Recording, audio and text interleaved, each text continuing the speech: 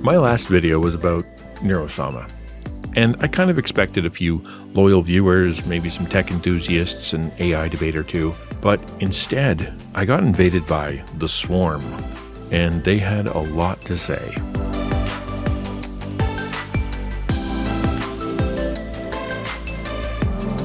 Now, I've done 4 episodes of this series so far, but this is going to be episode 4.5, and that's for a couple of reasons.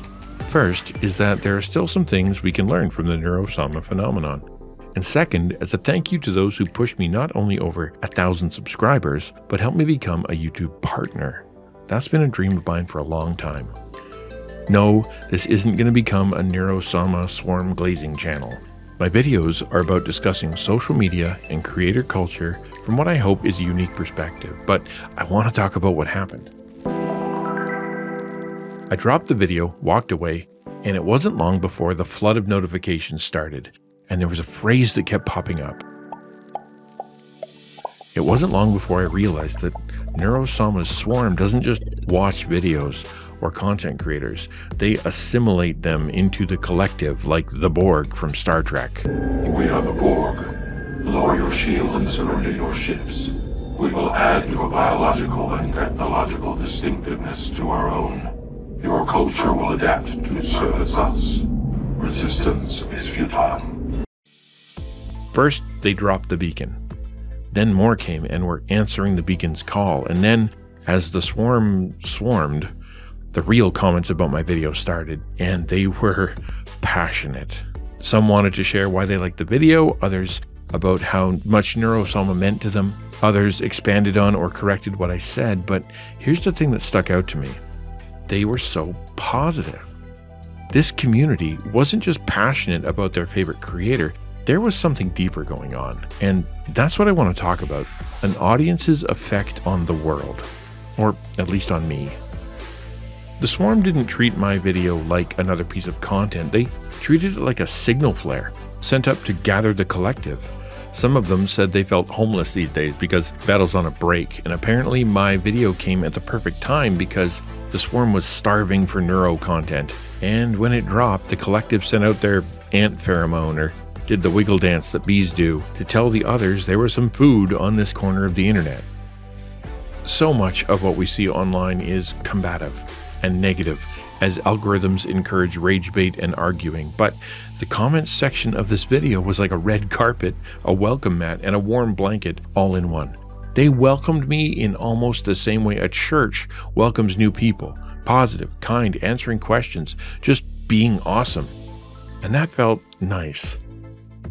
When I first started as a content creator, I had a podcast, but I wanted to hear back from the audience I was connecting to, which led me to explore live streaming, which led me to Twitch, where I'd found a group of people that I could understand because they were a lot like me, struggling with mental health, social disorders, loneliness, church hurt, abuse.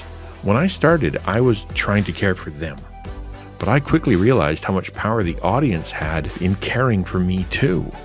Even today, when I'm having a bad day and my mind is telling me to skip stream because I feel terrible and I won't make good content, when I push through, I realized that the love and care that I needed in that moment would come from the people who joined my stream.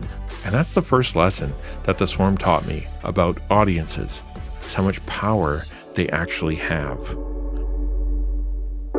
Not everyone can be a content creator, and sometimes the audience can feel a little guilty because they're just watching. They can't afford the subs for the subathon, they miss some videos, they only count for 1 view, so it feels like their reciprocation for the creator is too little. I want to tell you that the individuals in a community have incredible power that they might not realize. I'm not exaggerating when I say it was 100% positive. And when there's a community like this out there spreading that kind of feeling to others, it is hard not to want to go check out the creator who is having this effect. So, lesson number 1 to the viewers is that how you act in the comments section can have a huge effect that ripples right back to the content creator you're supporting. But that works both ways, right? The ants and the bees don't just spread messages about food, they also defend the colony. I would imagine that if I had created a hit piece against Neuro-Sama, things would have gone differently. Along with the beacons and stories came some corrections. but they weren't the usual stuff the internet's used to. No one called me names or told me to throw myself into a wood chipper. But they did want to make sure that I got some things right. For example, many wanted to make sure that I knew about Evil, Neuro's identical twin sister, who has her own lore and story and distinct personality. In fact, many said that Evil was not only their favorite, but that she is way cuter than Neuro, and I am inclined to agree. Others filled me in about how Neuro went from a rhythm game bot to who she is now, and how Vedal eventually wants her to completely run the channel. Others made sure I recognized that Vedal wasn't alone, that there's a bunch of talented people helping him. There's Annie, who has designed the models and is considered to be the mother of the twins. XtianNinja is the auntie that does the rigging, giving the twins their expressions. Queen PB mixes the music. Joker and Frog handle the videos and clips. Alex writes the code that allows Neuro to play games. And this group isn't considered to be staff or the team. They're family. And as family, the Swarm takes them very seriously. And if some members of the Swarm had come in, guns blazing, picking apart the video, cyber-stalking, trying to punish me for the things I got wrong, I would have assumed that Vedal had cultivated a rabid bunch of immature jerks and dismissed them as toxic. Everyone knows that no matter how positive things are, it's the negative comments that seem to stick. So if you really like your favorite creator, the best thing you can do when it comes to correcting mistakes is to present the facts in a kind way. That creates an invitation for dialogue rather than putting them on the defense. And because you were kind, you turned a mistake into an invitation that made me more curious, thereby expanding Vedal's reach. Your comments are very powerful.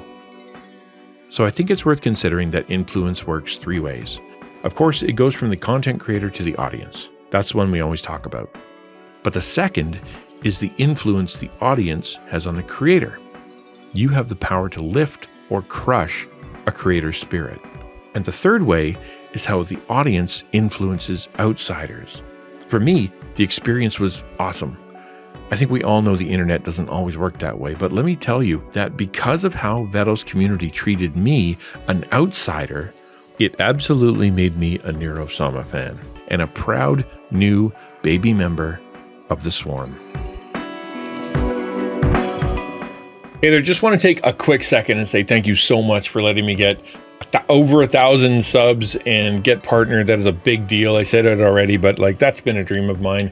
Thank you not only to the Swarm and all the ones who came in and watched, but also to all of the hundreds who came before that subscribed. Thank you.